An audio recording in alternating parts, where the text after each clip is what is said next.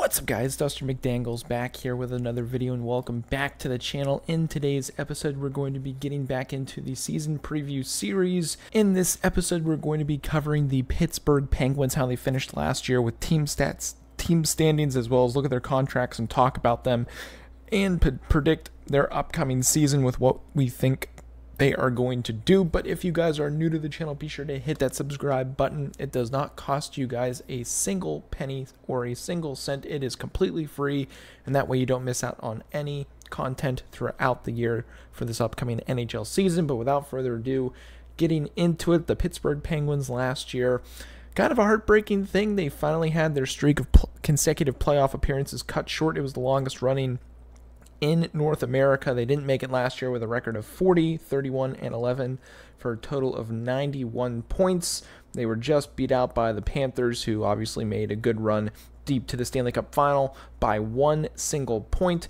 Looking at their team stats from last season on the screen right now, Crosby 93 points in 82 games, Malkin 83 in 82, Gensel 73 and 78, Raquel 60 and 82, Zucker 48 and 78, and then rounding out the rest of the top 10, Rusty, Brian Rust, Crystal Tang, Jeff Petrie, Jeff Carter, and Brian Dumoulin.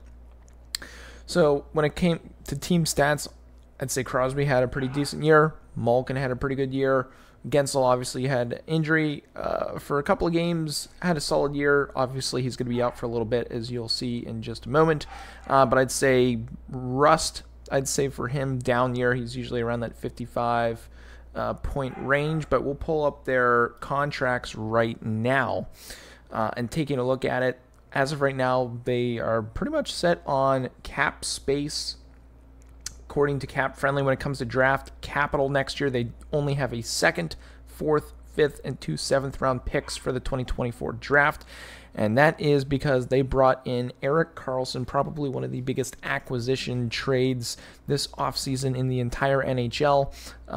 They found a way to get another solid, I'd say, offensive defenseman on the back end. He is only 33 years old. Crystal Tang is 36, so maybe Karlsson has a little bit left to give in the tank.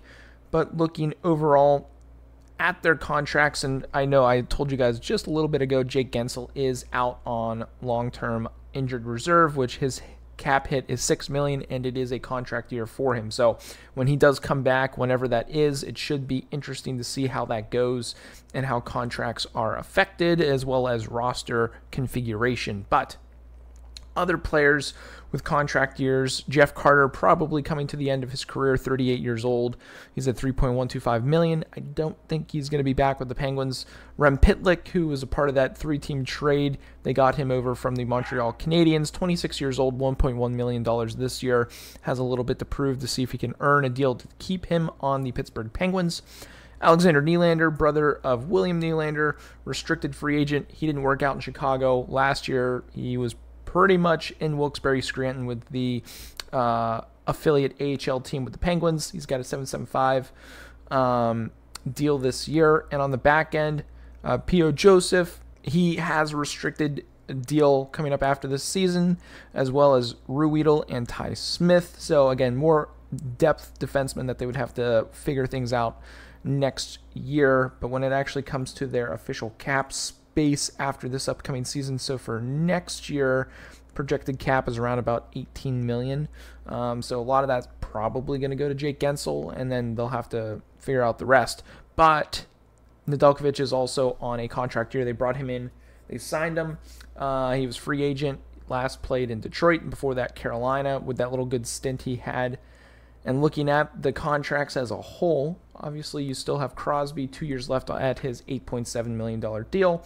Malkin, they signed an extension. He's got 3 years at 6.1. Brian Rust, I think that deal is not looking as good right now. If he has a bounce back year, that would be great, because he's at $5.125 million for the next 5. Rickard Rakell, I think, is a better deal at $5 million for the next 5. For the Penguins, Riley Smith, they brought him in as a trade from the Vegas Golden Knights, who he just won a Stanley Cup with. 2 years at $5 million each. Lars Eller, they brought in at $2.45 million for some depth, as well as Achari. at a $2 million deal for the next 3, which I think is a solid player. He reminds me a lot of Brandon Tanev, not necessarily the same player, but he brings that grit that the Penguins are definitely and have been lacking ever since losing players such as Tanev. You've got Drew O'Connor that they were able to get signed. Matt Nieto, they got him signed as well at pretty decent deals. And on the back end, another big acquisition for them, which I honestly think is also a very good deal given the caliber of his type. Ryan Graves from the New Jersey Devils. I know they signed him. It wasn't a trade or anything, and they've got him at $4.5 million until 2028. That is an amazing deal for his caliber of a defenseman. I think there's still a lot for him to prove at 28 years old. Chris Letang, $6.1 for the next 4. Erik Karlsson has that $10 million hit for the next 4. Marcus Pettersson, $4.025, $175. It's kind of weird seeing the $175 there at the end for the next 2 years. He's very solid, 27 years old, born in 96. P.O. Joseph, another solid young defenseman that I was worried that they were going to have to trade him in that Erik Karlsson trade, but thankfully they were able to keep him around. And then depth defensemen Ruhwedel and Smith. Ruhwedel's been with the Penguins for at least 5 years, maybe more. And then Yari, between the pipes, starting goaltender, they were able to get a deal done with him this offseason for $5.375 million for the next 5 years. So those are the breakdowns on all of their contract situations and where it stands right now. My honest opinion about the Penguins, I honestly think, obviously they lost Zucker. They lost Brian Dumoulin, longtime Pittsburgh Penguin. Danton Heinen, they lost him. They got rid of Jeff Petrie. They shipped him off to Montreal. Honestly, I think there's a lot of addition by subtraction. They got rid of Granlund and that terrible contract that the last leadership regime had. They were able to get that out of there. Kyle Dubas coming over from the, I was about to say Montreal Canadiens, Toronto Maple Leafs as the new general manager of the Pittsburgh Penguins / operations president or whatever else his title is. I think he's constructed a pretty solid team with a little bit more depth up front with some salt and pepper.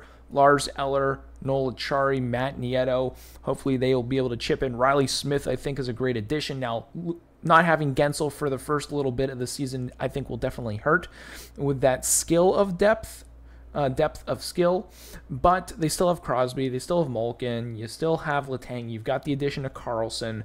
We'll see if Tristan Jarry can stay healthy this year. I think that's been his biggest issue in the past, is staying healthy, because if he can stay healthy and play at the caliber we think and know he can play at, I think the Penguins are in for a very solid year. I think defense is still a question mark. Yes, they brought in Karlsson, they brought in Graves, but are they actual good in their own D zone?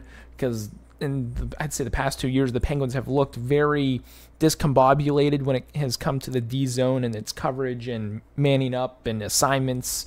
And anyone can see that when they watch their games. They're kind of out of sorts to the way they used to be, very tight-knit, very responsible in their D zone. Hopefully this team can get back to that. I believe they can. I expect them to make the playoffs this upcoming season. I expect them to be around that 98 to 103 point range to make the playoffs. Now, I know the East is going to be tough, and that might not even be enough to make the playoffs. I think if they can get 100 or more points, they will get into the playoffs for sure. But let me know what you guys think down below in the comments. Who do you think is going to be the biggest performer other than Crosby, Malkin, Karlsson, and Letang? Who else needs to step up? Does it have to be Raquel? Does it have to be Smith? Does it have to be Gensel when he comes back from injury? Can the depth performers that they brought in make a big difference, such as Acciari, Pitlick, Nieto, Eller, Ryan Graves? Let me know. Can Yari stay healthy? Can he be the biggest difference maker? Can Nedeljkovic maybe refine his game a little bit and become another solid backup goaltender in the NHL? Let me know down below in the comments what you think. But that's going to be it for this one, guys. I hope you did enjoy it. If you did, drop a like on this video. Hit that subscribe button if you are new. It does not cost you a single penny. Again, completely free. Tell your friends. We're growing the channel, and it is growing thanks to you guys. So I thank you so much. Go ahead, check out the description as well. We've got some promo codes for you guys to utilize for SeatGeek as well as GFUEL. But I hope you guys have a good one. And as always, stay dusty.